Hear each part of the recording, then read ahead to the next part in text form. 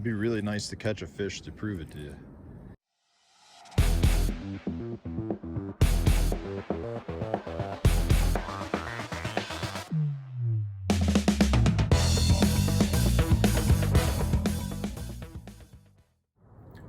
Hey guys, I'm down here. I wanted to take a few casts down on the river. I've got a couple of rods that I'm rigging up for my next tournament on Lake Eufaula.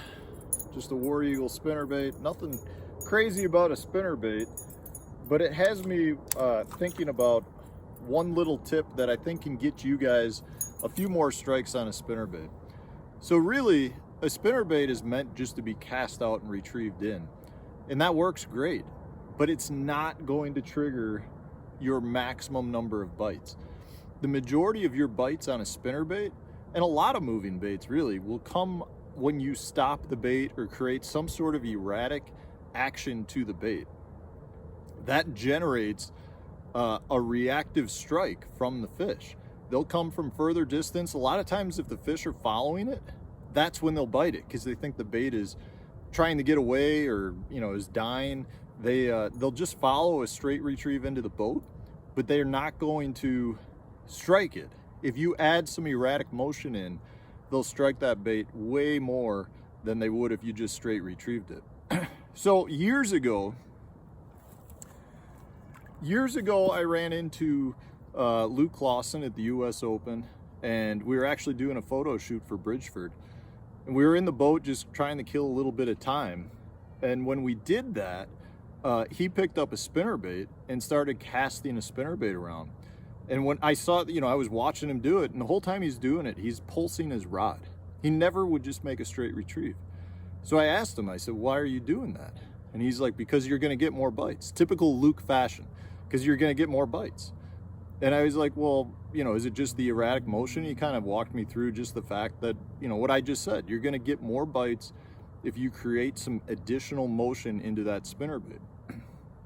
And I think most of you would agree, if you're working a crankbait or a chatterbait or a lipless, you get more bites if you rip it hard, rip it out of the grass, stop it on the retrieve. Those are things that you need to do to generate extra strikes, and the spinnerbait is the same way. So in this tip, I want to show you guys what I do when I'm using a spinnerbait. I call it pulsing the spinnerbait. All I'm trying to do is create those blades to flare and stop, flare and stop, flare and stop. Because when those blades go from spinning to stopping and flaring, that gives you that bait fish resemblance that makes it look like a school of bait fish are breaking up and getting chased by a predator. So I'm going to show you how to do that. All right guys, so this is what I mean by pulsing a spinnerbait or throbbing a spinnerbait. You pump it, pick up the line, pump it.